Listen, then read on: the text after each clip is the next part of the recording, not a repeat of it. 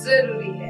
नमस्कार, MNS news live में आप सभी का स्वागत है। मैं हूं आपके साथ अर्शी अंसारी। आइए देखते हैं देश और दुनिया की तमाम खबरें। विनेश फोगाट का मोदी सरकार पर तीखा आरोप, बृजभूषण सिंह को बचा रही है सरकार। अब पीड़ितों को जुल्म की फोटो लेने के लिए तैयार रहना चाहिए, कपिल सिब्बल। गृह मंत्री अमित शाह कर सकते हैं विद्या कॉरिडोर का निरीक्षण। आइए देखते हैं खबरें विस्तार से। विनेश फोगाट का मोदी सरकार पर तीखा आरोप, बोली बृजभूषण शरण सिंह को बचा रही सरकार।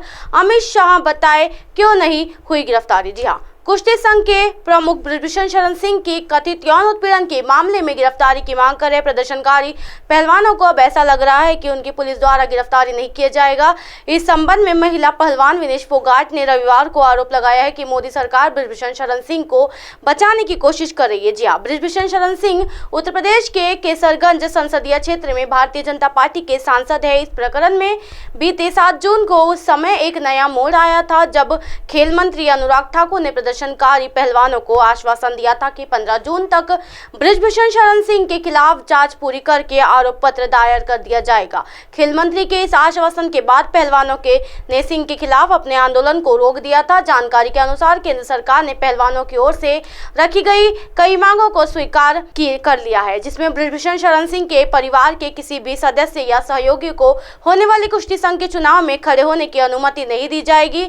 लेकिन इस मांग के माने जाने के बावजूद ओलंपिक पदक विजेता साक्षी मलिक, बजरंग पूनिया और विनेश फोगाट की अगुवाई में पहलवानों ने कहा है कि जब तक बृजभूषण शरण सिंह को यौन उत्पीड़न के आरोप में जेल नहीं भेजा जाएगा, उनका विरोध प्रदर्शन खत्म नहीं होगा। जी हाँ, मामले में विनेश फोगाट ने रविवार को पंजाब में प्रदर्शनकारी किसानों से मिली और रास्ते में हरियाणा के खट्टड़ होटल प्लाजा में पत्रकारों से बात की। विनेश ने केंद्रीय गृह मंत्री अमित शाह के साथ हुई पहलवानों की बैठक के बारे में पूछे जाने पर कहा, उन्होंने इस विवाद को शांत करने के लिए कुछ प्रस्ताव दिए थे, लेकिन बृजभूषण शरण सिंह की गिरफ्तारी को छोड़कर वो सब कुछ मानने को तैयार है। जी हाँ, विनेश ने ये पूछे जाने पर कि बृजभूषण शरण सिंह को गिरफ्तार क्यों नहीं किया जा रहा, विनेश ने पत्रकारों से कहा कि ये सवाल आपको अमित शाह से पूछना चाहिए कि बृजभूषण शरण सिंह को अब तक क्यों गिरफ्तार नहीं किया गया। बृजभूषण शरण सिंह इतने शक्तिशाली है कि खुद सरकार उन्हें बचाने की कोशिश कर रही है, इसलिए उनकी गिरफ्तारी इतनी आसानी से नहीं है, लेकिन इसके बावजूद हम अपनी लड़ाई जारी रखे हुए हैं।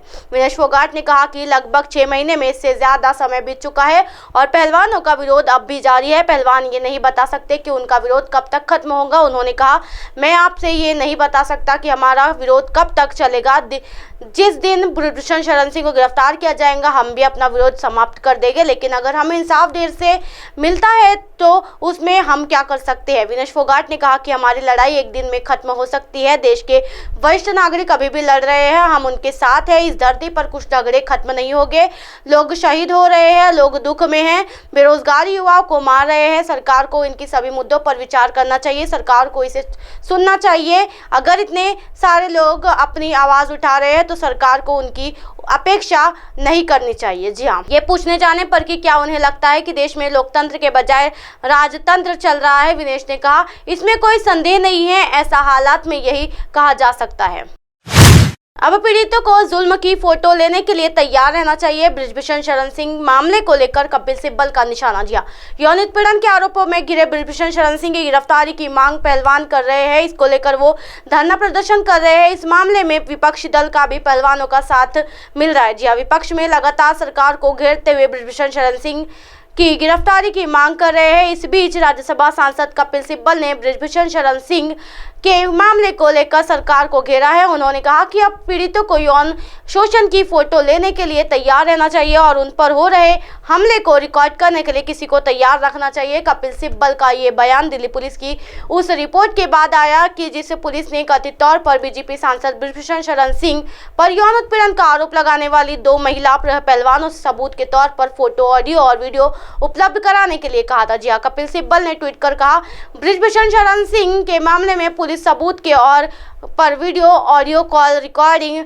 व्हाट्सएप चैट चाहती है। पीड़ितों को उन पर हो रहे जुल्म की फोटो लेने के लिए तैयार रहना चाहिए। उनके लिए पीड़ितों से नोटिस देने के बाद उनका यौन शोषण करना होगा। जी हाँ, सरकार ने आश्वासन के बाद भी पहलवान लगा रहे आरोप। जी हाँ, बता दें कि बीते दिन केंद्रीय खेल मंत्री अनुराग ठाकुर और पहलवानों के बीच लंबी बातचीत चली थी। इस दौरान सरकार की तरफ से उन्हें आश्वासन दिया गया था। पहलवानों ने 15 जून तक धरना प्रदर्शन नहीं करने की बात कही थी। हालांकि इसके बाद पहलवानों की तरफ से लगातार संगीन आरोप लगाए जाने लगे। उन्होंने दिल्ली पुलिस समेत अन्य पर गंभीर आरोप लगाए थे।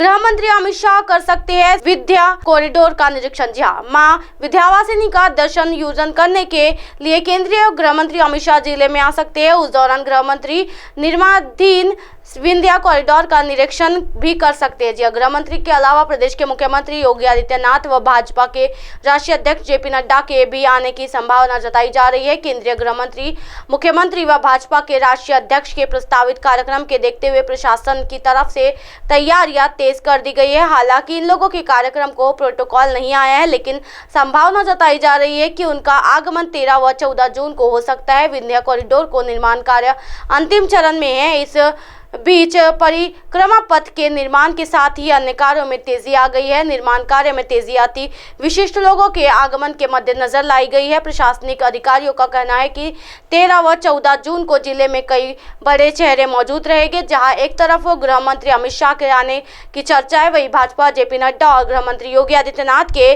आगमन के मद्देनजर भी तैयारी की जा रही है। सभी विद्या कॉरिडोर के कार्यों का निरीक्षण कर जायजा ले सकते हैं। इसको देखते हुए निर्माण कार्य में तेजी लाई गई है। अब आप हमारे चैनल को आपके मोबाइल पर भी देख सकते हैं। मोबाइल ऐप पर देखने के लिए प्ले स्टोर से MNS news TV app download करें। इंस्टा, लिंक, ट्विटर, हाईकुक, फेसबुक और कई सोशल मीडिया के प्लेटफॉर्म पर हमारा चैनल उपलब्ध है। आप इसे यूट्यूब पर भी देख सकते हो। आप हमारे चैनल को लाइव भी देख सकते हो www.mnsnews.com पर। फिलहाल वक्त तो चला दर्शकों ब्रेक का। ब्रेक लौटने के बाद देखिएगा देश और दुनिया की तमाम खबरें। बने रहिए एमएनएस न्यूज पर। नमस्कार।